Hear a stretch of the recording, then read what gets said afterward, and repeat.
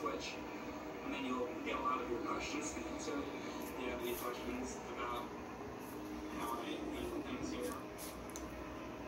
But basically, I am not on a schedule, and there's all kinds of stuff about notifications and not watching it. This has sat overnight, and